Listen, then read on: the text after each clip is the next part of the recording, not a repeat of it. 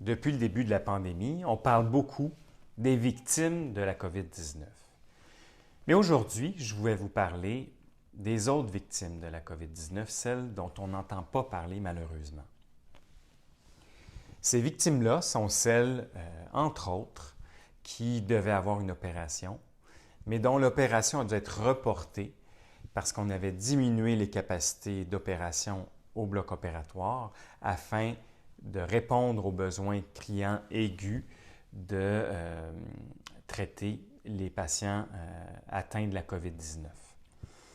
Donc, il y a des listes d'attente qui se sont allongées durant la crise de la COVID-19 et ça fait bientôt 1 an qu'on accumule les patients qui devraient être opérés, mais dont on ne peut pas entraîner l'intervention chirurgicale puisqu'il n'y a pas de personnel assez pour le faire et qu'il n'y a pas de lit d'hospitalisation pour pouvoir les hospitaliser par la suite. Il y a plusieurs choses qui expliquent les listes d'attente qui allongent présentement. J'ai parlé de la capacité au bloc opératoire qui est diminuée. Évidemment, c'est diminué parce que le personnel est parti ailleurs.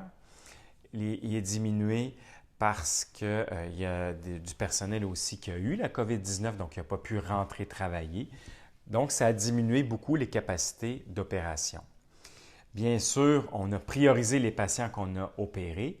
Donc, on a fait ceux qu'il fallait faire le plus rapidement possible en premier avant de faire des opérations qui peuvent attendre un petit peu plus longtemps. Donc, les chirurgies en orthopédie, c'est sûr qu'elles ont été plus touchées que les chirurgies pour un cancer, par exemple, parce qu'il reste qu'il y a une certaine limite de temps à respecter si on ne veut pas qu'il soit trop tard, si on ne veut pas que ça devienne impossible d'opérer un patient puisque le cancer, par exemple, a trop progressé.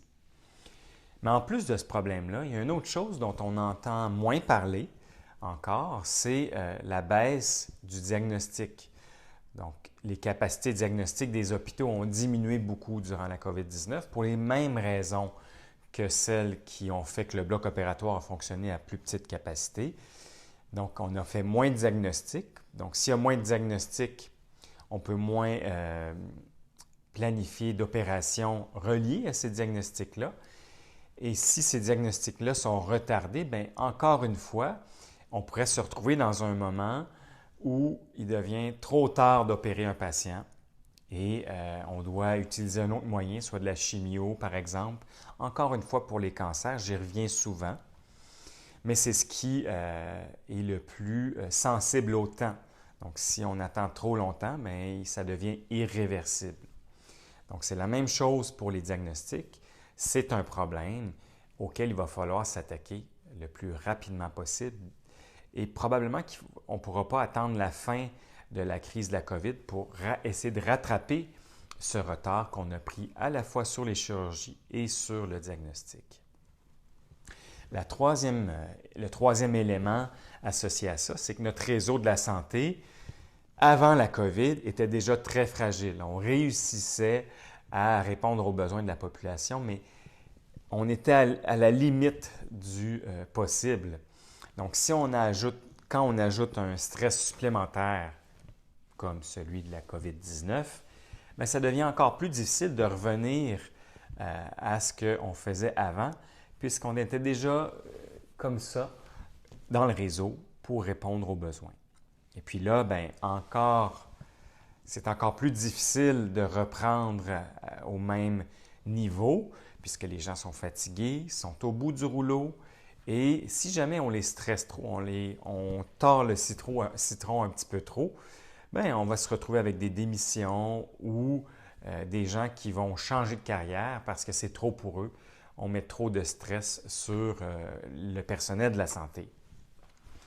Donc, on a un dilemme difficile à résoudre et ça va être un défi à relever ensemble et je pense qu'on peut profiter de cette crise-là, c'est un peu bizarre à dire, pour réfléchir à ce qu'on doit faire de différent pour arriver à relever les défis qui nous attendent ou qui sont à nos portes. Et je pense que ça va prendre les gouvernements, les syndicats, le personnel et les médecins tous ces gens-là vont devoir travailler ensemble pour essayer de trouver une solution gagnante pour que nos patients puissent être opérés à temps et bénéficier d'un système de santé qui les protège et qui ne traite pas seulement les patients qui ont eu la COVID-19.